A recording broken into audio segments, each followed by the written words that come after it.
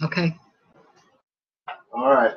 This week we begin with Shemot, also known as Exodus, chapter 25, verse 10.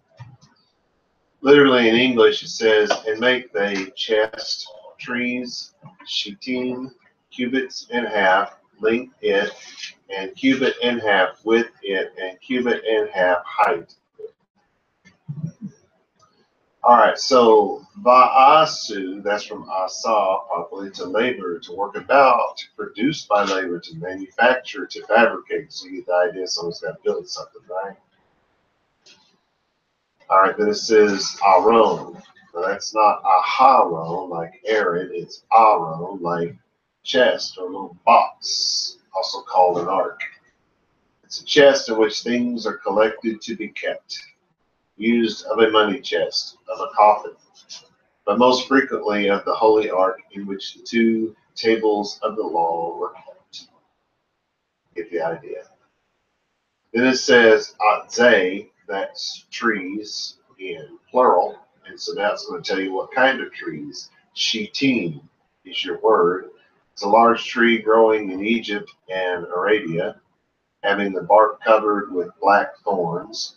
It has blackish pods. The wood is very hard, and when it grows old, it resembles ebony. Makes sense. Then it says amatayim, so that's cubits in plural. I always use metaphorically of the beginning or the head and foundation of a thing. No, it's not. It's got the wrong explanation there. That's for Roche. Well, I don't know. They're saying that it's the name of a measure of a cubit. 4-part arm. That sounds like Roche to me. But it does say that it's the name of a measurement. Anyway, what they think it is the length of from the elbow to the tip of this finger on the average man from that time period, which would have been 18 inches. That's more than 18 inches, like 18 and a quarter. Anyway, that's how they figure it, about 18 inches per cubit. Then it says chetzi, which is and half. So it's a cubit, it's cubits in plural, and another half is added to that. So it doesn't literally say 1 cubit and 1/2. It says cubits and half. You can keep that in mind. Then it says ahu, that'll be the length. So it's cubits and half is the length. This says ve'amah and cubit, ve'chetzi and half. Rachbo is the width. So you have 1 cubit and 1/2 is the width, where cubits and half is the length. With me so far. Then it says ve'amah and a cubit, ve'chetzi and half, komato, the height. Its height will be cubit and half. So what you have here is, and they will make a chest from shittim trees. The length of it will be 2 1/2 cubits. The width of it will be 1 1/2 cubit, and the height of it will be 1 1/2 cubit. I've read nothing about saying something in plural being the number 2, but in everything that I find, everyone's in agreement that it's 2, it's 2 cubits and a half, rather than, I mean, cubits and half could be 4,000 cubits and a half to me. Where do you draw the line there? Because it doesn't actually say. But by default, it becomes 2.5 on the length. Of the words they will make, Judah, the son of Shalom, said that everyone should be a part of making the chest so they can learn the Torah. This is what people say when they're trying to be deep and they have no depth. Just saying, because this has no meaning. Other words, chest or ark. Rashi and Nachmanides believed that the chest did not have legs. Even Ezra said the ark rested on legs because it would be disgraceful for it to touch the ground. He also wrote that he did not know if the measurements were from the outside edges or the inside, which tells you he was not a builder. Let's move on to the next verse, verse 11. Literally in English, it would say, and overlay it you with it gold pure from house and from outside. You shall overlay it and make you on it edge gold round about. Okay, so there's going to be an idiom here, I think you realize. It says, Vezipita, and overlay it you, so you will overlay it. It's from the word that means to shine, to be bright, to look out, to view properly, to bend forward in order to view. Use of a tower which has a wide view, metaphorically used of prophets who, like watchmen, declare future events as being divinely revealed to them by visions, to look out, to observe accurately, to lie in wait, to select. It's all kinds of stuff, right? Doesn't make a bit of sense. It doesn't even say it's about overlaying in its explanation. And it says oto rather, which is it. You know, they use the masculine word he for the word it. We would think of as it in English, but it's connected to the et word that has no meaning. So all you're going to get from that is it. Overlay it. Or it's an outlook. It is an outlook. It's a tower with a wide view. Anyway, Zahab. So you got this tower, this wide view, Zahab, and it's made of gold. Metaphorically, they use the word gold for splendor, and the splendor of the heavens, and the goldness of the sun, and all that kind of stuff. Then it says tahor, which is pure. So when you're speaking about gold, you're going to be talking about it's been in a smelting pot. Is that the right word?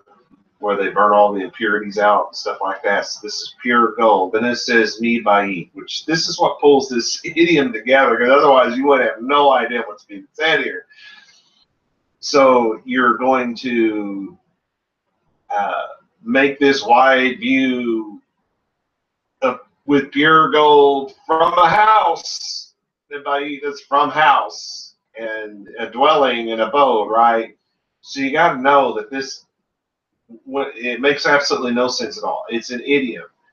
And so then the next word is going to bring it all together for us. Umichutz, and from the outside. So it's saying on the inside and on the outside. You're going to overlay this thing with gold, and they're using the idiom that meant inside and out. We would just say inside and out. Why they use that idiom, who knows? That goes back thousands and thousands of years, but this was an idiom. So you do it from the inside and from the outside. And this is how we know it's to be overlaid. Tezapenu, you shall overlay it. To shine, to bright, to look outward, to properly, the wide view and all that. The asita, you will make it. That's that word, properly, to labor, to build, to manufacture, to fabricate. You're going to make something here. Allah, that's on it. So you're going to put the gold on the inside and on the outside. Then it says zer. So on the edge, zahab, you're going to put gold, saviv, around the edge. So you're going to, on the edge of it, you're going to put gold around the edge. So that's going to change up a little bit because they're already saying cover it on the inside and cover it on the outside with gold. And then it's telling you to put an edge of gold around it. So you get the idea of maybe they're going to take some gold and braid it, and make a braid around the top of it or something like that. It's completely up to them how they do it. But that's what's being said here, is that you're going to make some kind of outer edge around this thing. And you could say, okay, well, that's just the top. That's not what it said. Around its edges. So that edge is going to go down the sides. It's going to go around the bottom of it. It's going to go around the top that will eventually be made for it. Because at this point, this thing doesn't have a top. We'll see that as we go on. So we're going to do this. Here's your translation. And you will overlay it with pure gold, inside and out. Inside and out is what the Hebrew idiom from house and from outside means. From house and from outside, that means inside and out. You shall overlay it, and you shall make the edges of gold all around it. All of its edges will be covered in gold. Overlay it. Now, the Babylonian Talmud in Yoma 72b says that Rashi believed 3 arks were made. The top and the bottom ark of gold, the middle ark of wood. This is so ridiculous, it's beyond words. I don't have any idea where he came up with that. I'm not even sure that he came up with it. It's so unbelievably dumb that I got a feeling somebody else came up with it and put Rashi's name to it. That's what I think. But anyway, just 1 to 12. And he pour out you to it 4 rings gold and put them on 4 feet. Oh, imagine that. It says it has feet. Feet its, and 2 rings on side it, the 1 and 2 rings on side it, the second. Makes sense if you read it long enough. But here you see that it has legs. Now, God did not say it needs to have legs, because if it sits on its belly, it's a disgrace. Didn't say that. It could be that. You never know. But it doesn't actually say that. And for those who said it didn't have feet, yeah, what do you do with this? Anyway, so it starts off, they zak ta, and he pour out you. So, and you will pour out. To pour out liquids to cast metal.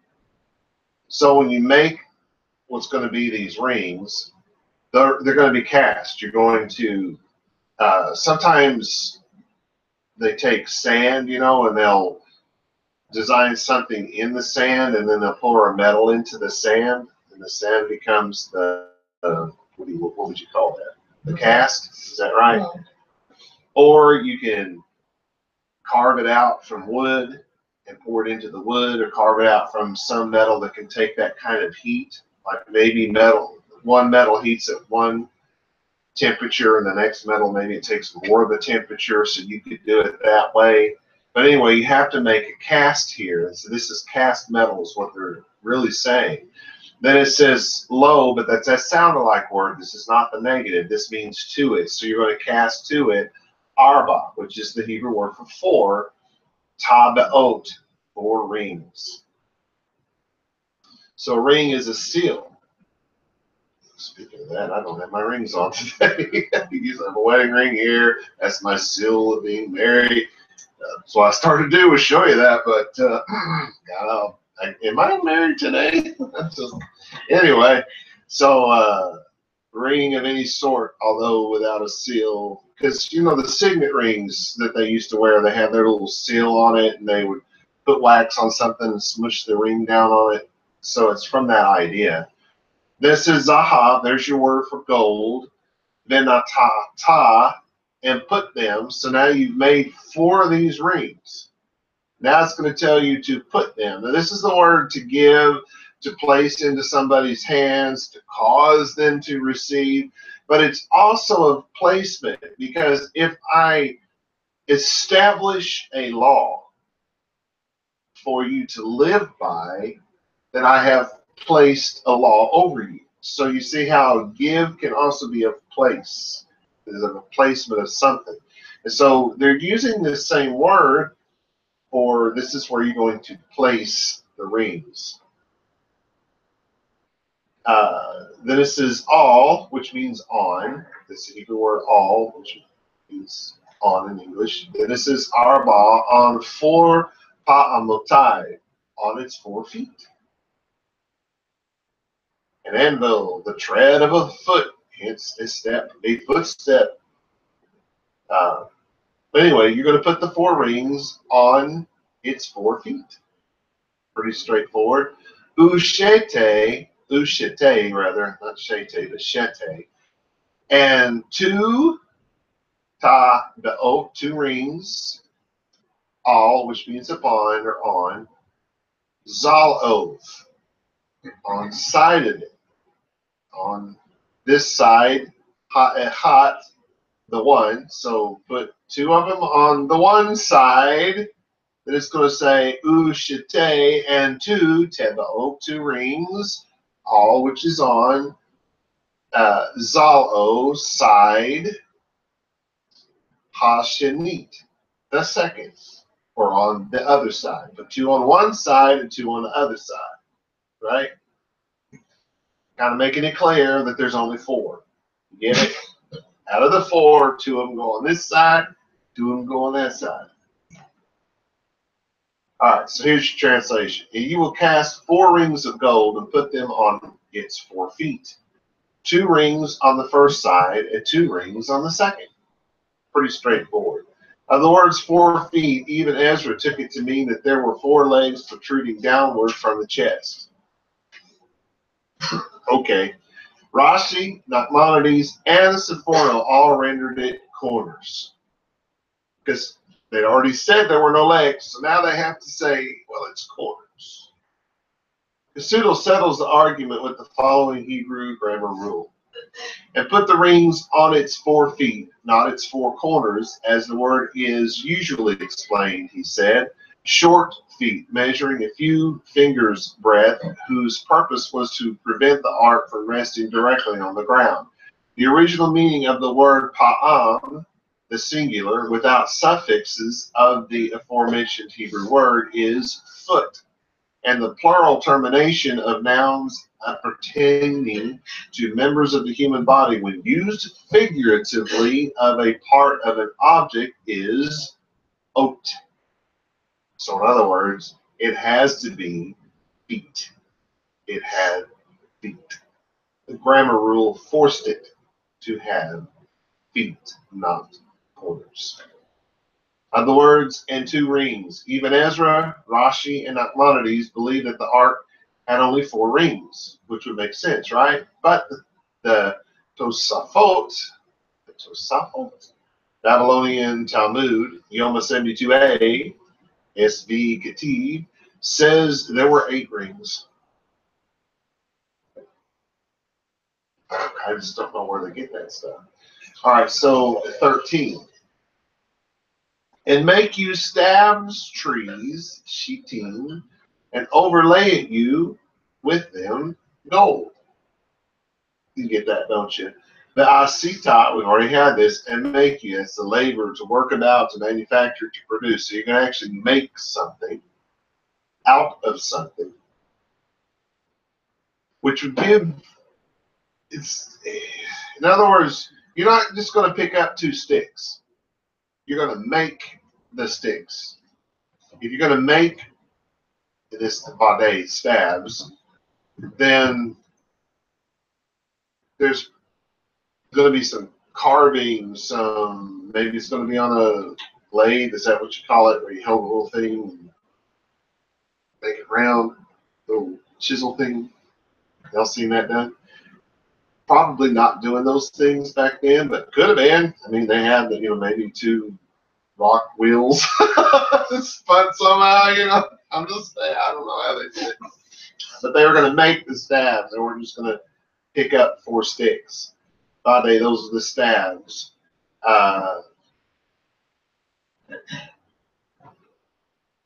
It's of trees, it's of branches.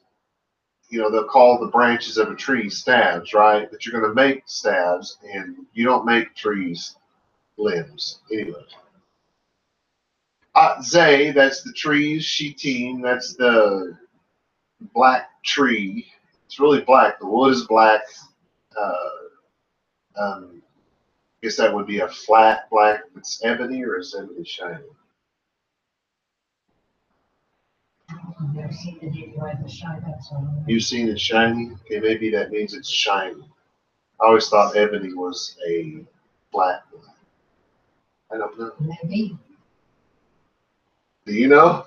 That's on the helmet. That's ivory. No, Ebony. oh, ebony dark. Yeah. Yeah, we know it's black, but we're trying to decide if it was. Probably not unless it's polished, just like any wood. Yeah, it is. Oh, if the wood is polished and it's shiny. If it's not, it's anyway. It doesn't say to polish it. They probably did though, since everything else is gold, right? Well, I don't know. The cover of gold, I guess it doesn't matter. Then it says Vesi Pita and overlay it. There's to shine and all that stuff. It's just a funny way that they say it. Otam with them Zahav, so overlay it with gold. Here's your translation. And make stabs from shittim trees, and you shall overlay them with gold. Even Ezra pointed out that the length of the stabs was not specified. A lot of stuff's not specified. There's a reason for that. No, it's not, well, God told the elders off in secret somewhere. No. It's not specified because much of this is not specified because that's supposed to be from you. The artisan's supposed to come up with these details. Yes, you're supposed to put some kind of edging around the ark itself, but it's up to you what the detail looks like. Just put it around all the edges. Yes, you're supposed to put rings on it. It doesn't say what size rings. It doesn't say what the circumference is or how thick they are or any of that stuff. That's up to the artisan. When it's not specified, that's why it's not specified. It's not because it was some secret given to some dude. Anyway, verse 14. And bring you the stabs with rings upon sides, the chest to bear, the chest in there. I think if you read that a few times, you get it. It's the ta and bring you. So, and you bring. It's from that word bold. Come, go, enter, exit. Remember in Hebrew, it's all the same thing. To come is to go is to come. So, but this is you will bring when they put the hate in front of a word, or the hate in front of a word, it makes it what's the word I'm looking for? Makes it more of a command. So you bring, lead, drag them if you have to. It's an he feel. That's why they put the hay there. Then it says et, it's a word that has no meaning. Habadim, the staves. So he's going to bring the staves. You know why I know it's bring? Because they're not going to walk on their own. Just saying. So, the staves, those are those sticks that are made, but not sticks that grow. They may come from something that's grown, but somehow they have to be made.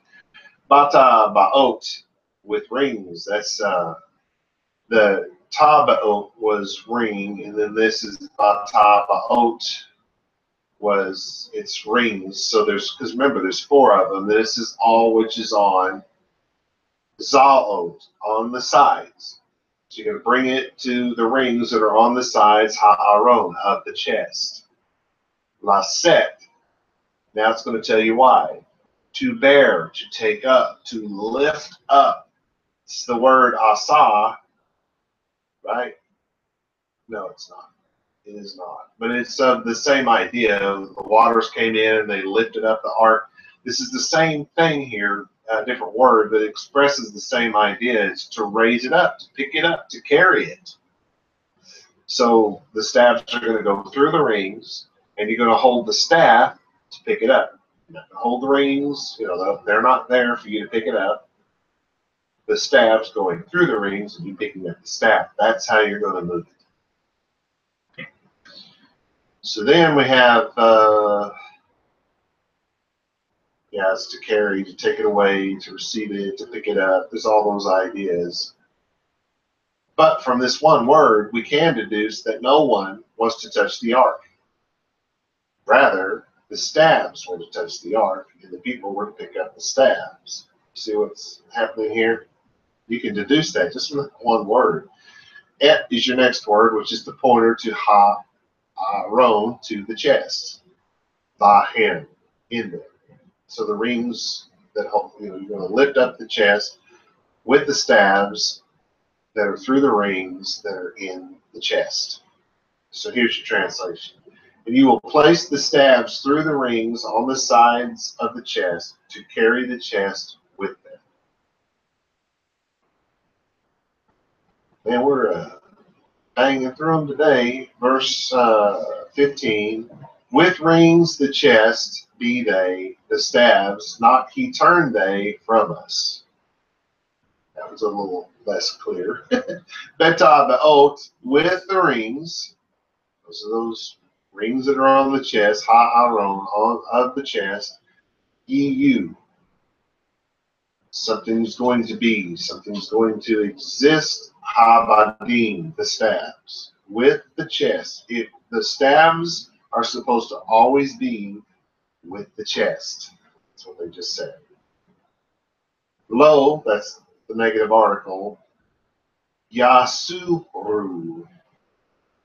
You will never turn them away from the chest. In other words, you'll never pull them out of the rings of that chest. Once they go in, they stay there. Now, they are movable. They could be taken out.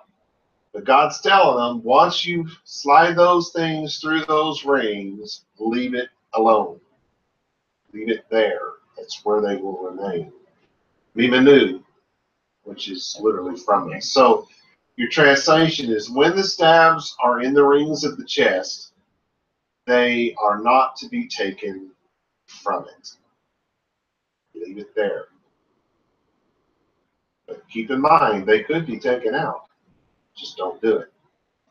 Verse 16, and give you to the chest the testimony that I give to you. So, venatata, we've already had this word, is to give, to cause, to receive, but it's used of placing something. So what's it telling them? It's saying, and place something. I'm expecting it to come up real soon. El to ha'aron. So place in the chest. I know it says to the chest, but place in the chest et ha'edut, the testimony. A precept, a law, especially used of the Decalogue, the Ten Commandments. The Ark of the Law, the tent of the law, used of holy rites, revelation, because you're using the word for testimony, right? And it's just like a marriage certificate. You go and you get married. The marriage certificate is not what makes you married. It is the witness to the marriage. And the tablets that were given to the people in stone, they were not the covenant. The covenant has to be kept between the people and their God. The stones are just the witness, just like in a marriage. If I am faithful to my wife, it's because I'm faithful to my wife. It's not because there's a piece of paper out there that says I'm married to her. So if we're faithful to our God, it's because we're faithful to our God, not because there's a table of stones out there somewhere saying this is what we're supposed to do. I hope that made some sense. So you're going to put the tablets, I share that at 10, that I give you, that I will place over you, because it's going to be your law, right? Eleha, to you. So your translation, and you will place in the chest the testimony that I will give to you. In other words, the testimony. Even Ezra said that the Torah, in other words, the tablets of stone, were the testimony of God's covenant with Israel. In case there was any question there, he's cleared that up for us. He's right. That's exactly what it is. Rashi wrote that the testimony was the entire account of the 40 years written at the end of Moshe's life and then placed in the ark. No doubt an argument against those who said Moshe could not have written the entire Torah, since much of it took place after his death. It's a silly argument, but I'll give it to him. I don't care what he thinks. Verse 25, or verse 17 rather, of chapter 25. Literally in English we have, and make you top gold. So now we know that God wants a top to be placed on this. Make you top gold, pure, cubits and half, length her, and cubit and half, width her. Doesn't say anything about the height, does it? Va'asita. So we've already had this. And just to make, to labor, to manufacture, to fabricate. Oh, and I keep saying the same words over and over again. I don't have much to say, do I? Just got to keep on moving. So it's going to make something that says haporet. Now in English, you're always reading mercy seat. Mercy seat. I see this in Jewish works. I see this in certainly in the Christian works. It's a top. It's a covering. It's a lid. This is the word for lid. Only used in the cover of the Ark of the Covenant, called the mercy seat in English. It's the lid. It's the top of it. The haporet. Okay. Zahav, make it of gold. Tahor, make it of pure gold. All the impurities out of that stuff. Amatayim, cubits. Remember what happens. This is cubits in plural, so it's going to be 2 cubits. Vechetzeh, and half. So 2.5 cubits. Ka is her length, or its length. Because remember, her or it, same thing in Hebrew. Vachetzi, and half. I missed a word here. Yeah, I did. Ba'ama, and cubit. Vachetze, and half. Rachba, width of it. So it's width. So your translation. And you make the haporet, the top, called the mercy seat, of pure gold. 2 1/2 cubits long, and 1 1/2 cubits wide. Do not overlay wood with gold. Y'all catch it? Didn't say to make it out of wood and overlay it, did it? This part has to be pure. Even Ezra pointed out that its thickness is not given. The Babylonian Talmud in Sukkah 5a gives the tradition of it being the size of a closed fist. Well, that's a lot of gold. I'm just saying, is it this way or this way? I'm just, that's a lot of gold. Imagine having to pick that thing up. Verse 18. Literally in English, and make you 2 keruvim, gold hammered work, shall make with them from 2 ends the top, or the lid. So it's ba'asita, there's to make it, to manufacture it, to produce it with labor. So you're going to build something. Shenayim, 2 keruvim. Okay. Ruvim, what in the world is that? We've only seen that one other time in Genesis, and it wasn't real clear there either, right? So that's where in English they call it cherub.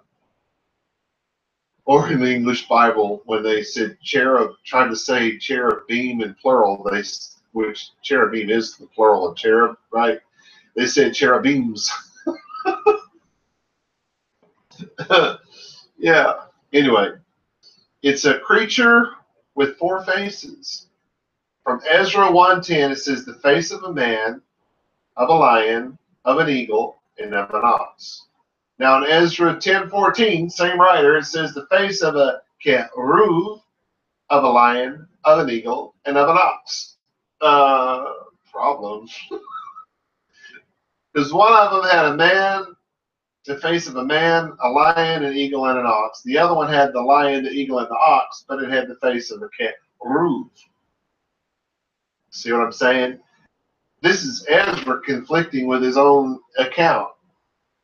Now in 1:7, it says they had straight legs, and the soles of their feet were like hooves of an ox.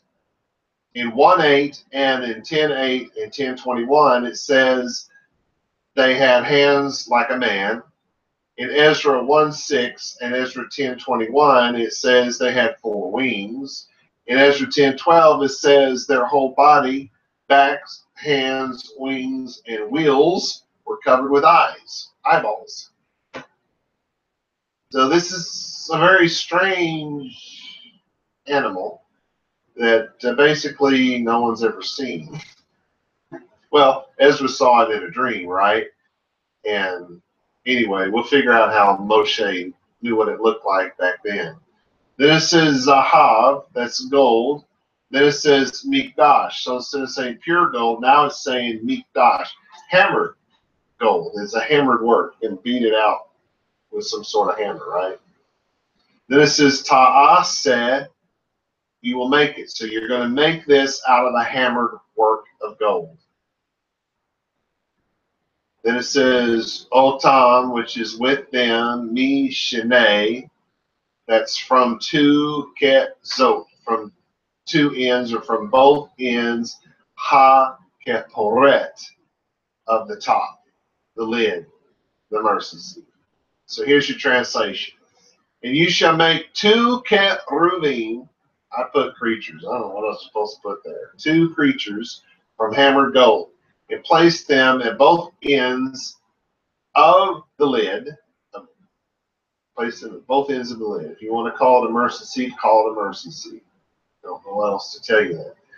Keruvim, those are creatures. Based on the Babylonian Talmud in Sukkah 5b, Rashi said they had the form of a child's face. There's two places that just decided that they had the child's face to them. Rashbam said they had the form of a bird. I don't know where that stuff comes from. Now, of the word hammered, Rashbam said the top of the cherubim, of the cherub, were hammered from a single piece of gold. And I think what's being said here is that this whole lid, including the cherubim, the cherub at each end of it, was all hammered out from a single piece of gold. We'll get into the arguments as we go on. Verse 19. And make cheruv, that's this word in the singular, one from end from this, cheruv, one from end from this, from the top shall make they the cheruvim upon two ends, two of its ends, to make it make sense for you. Ba'aseh, that's to make, to fabricate, to produce. So you're making this thing. This is the lid. Keruv. So make the creature, this thing with the four faces that we can't even be sure what the four faces are. Echad, one, that's the single. Mikazah, from one end. Make this one on the one end, and mizeh, from this, cheruv, the creature, echad, one, mikazah, from the end, mizeh, from this, mi, which is from, ha kaporet, from the top. Then it's ta'asu, you shall make it. Difficult to figure out if you're not used to Hebrew. And it says et, which is a pointer, ha keruvim, that's the creatures, all which are upon shenei, two, ketzotai, on two or both. It's on both ends, on both of its ends. So your translation, and make one keruv, one of these creatures from this end, and one keruv from the other end. You shall make the keruvim, the creatures, on both of its ends, making it clear that there are only two. One goes at this end, one goes at that end. Casuto said there was not enough room for two images of quadrupeds on the top. Further, he said that the cherubim were likely erect figures like those of Ezekiel's vision and those of Solomon's temple. I don't recall it saying that they were quadrupeds. That may be in Solomon's temple, because I don't remember that being in Ezekiel. I read through that this week, so I don't remember it though.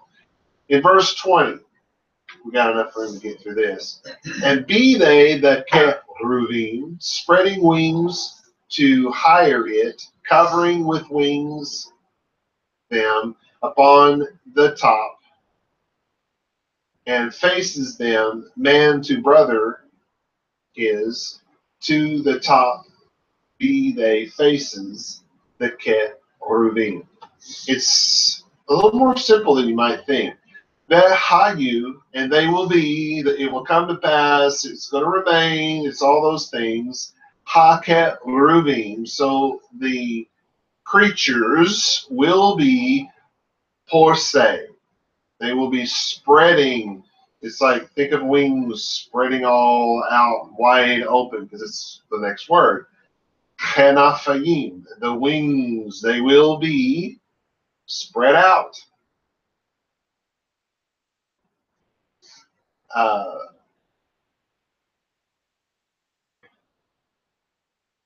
Yeah, I don't need all that other stuff. Lema lal.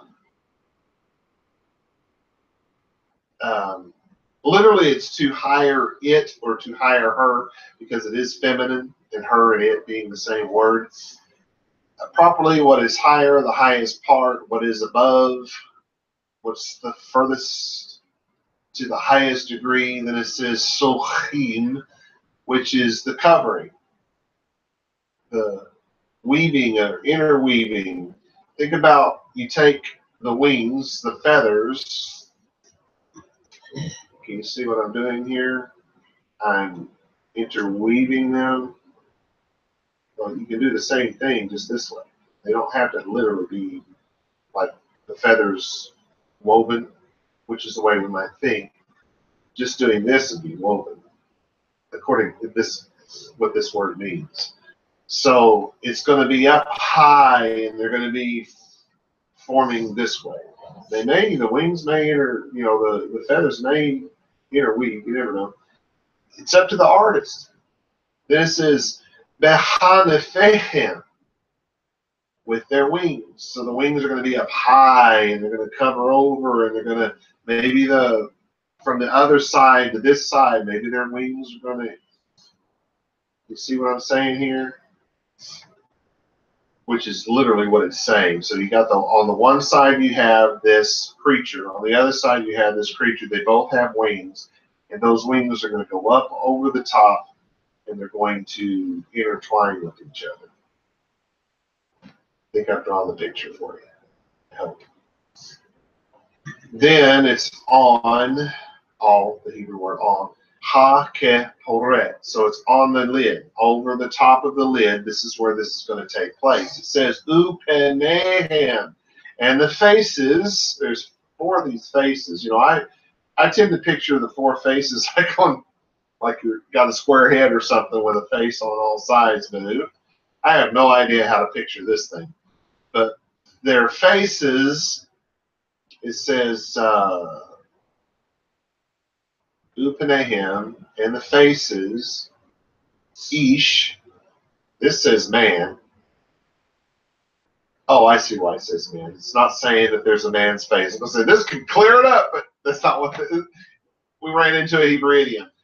It says man, it says ish el achiv. So it's man to his brother.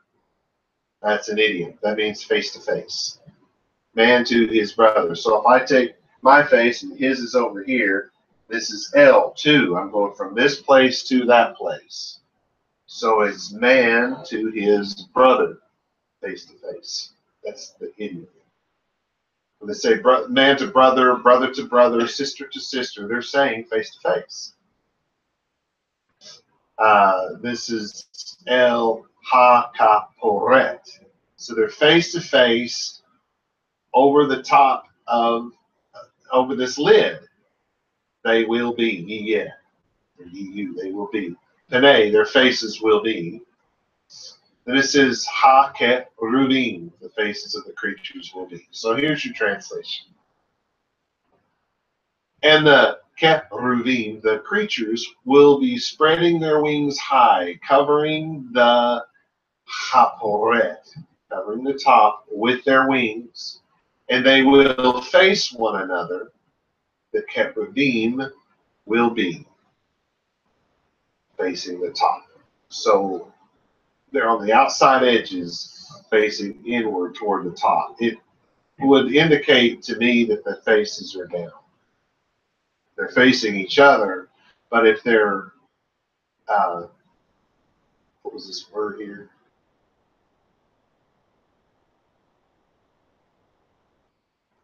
Yeah. Well, they don't necessarily have to be facing down, but they could be. They could be facing down, or they could just literally be facing each other, which is more like what it's saying, but it can be either way. I would think facing down. Spreading their wings high. Those words, Rashi believed that the space between the wings and the top of the chest was 10 hands breadth high. Now, I don't know if that's this way, like you do on a horse, or if it's this way. Just think about how your chest is about from my elbow to my elbow. So if you go 10 of these high, well, those wings are way up there. And they may well have been, I don't know. But if you're only going 10 of these high, then the wings aren't really very high if you think about it. So I kind of lean with Rashi on this one because it said way up, it's describing them way up high. The pseudo adds, and I quote, the conception of the ark as the Lord's footstool enables us to understand why the tables of the covenant were placed within it.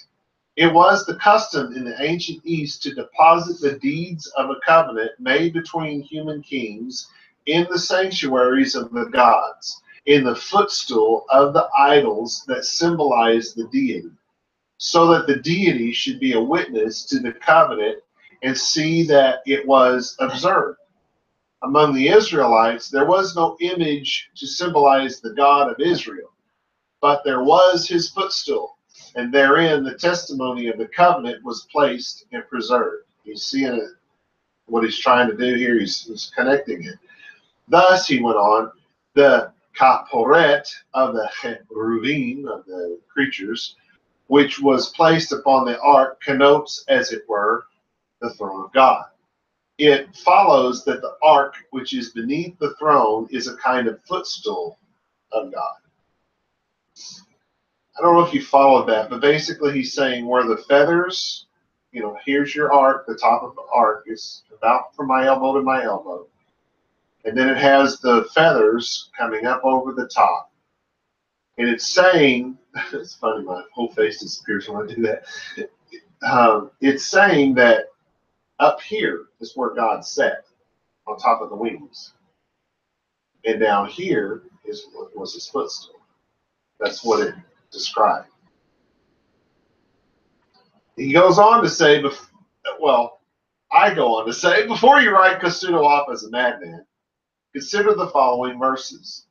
Extol the Lord our God and prostrate yourselves at his footstool.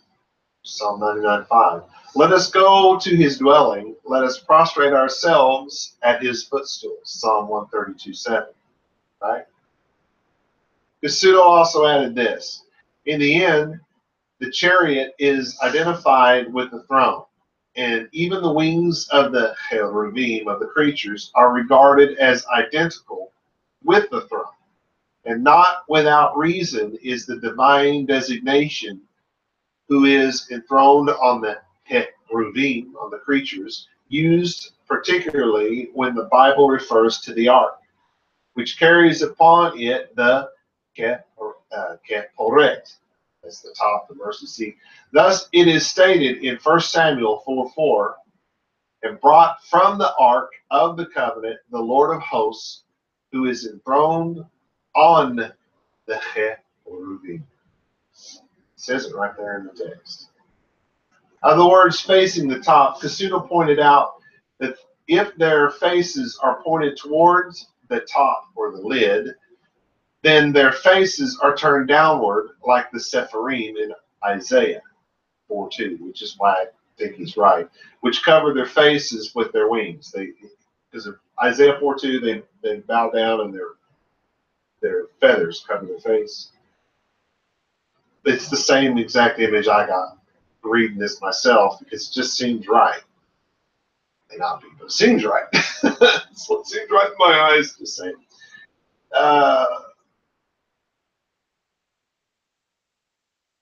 I think we can get through this. We have just enough time to get through 21 because we've had all these words already. Literally it says, and give you the top upon the chest from to hire it, and to the chest shall give the testimony that I give to you. So it's just like one we've already had, doesn't it? And it'll be almost exactly the same words. Benatata. It's where you get the name Nathan. Natan is how it used to be pronounced, but now it's Nathan in our world. But that's that give. It's of setting something to place something, to establish something. So you're going to place something at ha-ka-poret. So you're going to place something on the lid. Upon, all is your next word. Ha-aron. So something on the lid of the chest. Mi le malal. From the upper part, the higher part, the top of the lid, the L, and to ha'aron, and to the chest. T10, that shall give or shall place what? Et ha'edut, that testimony. 10 Commandments, that stone tablet. Asher eten, that I give you. So we already have this, right? God's repeating himself. The ketchmas elechad, that I give to you. So your translation, and you will place the ha-poret, the lid, over the upper part of the chest, and in the chest you shall place the testimony that I will give to you. All right. So we'll get into why they said that twice, why it's brought back up next week. But we have run out of time once again. Shalom, shalom,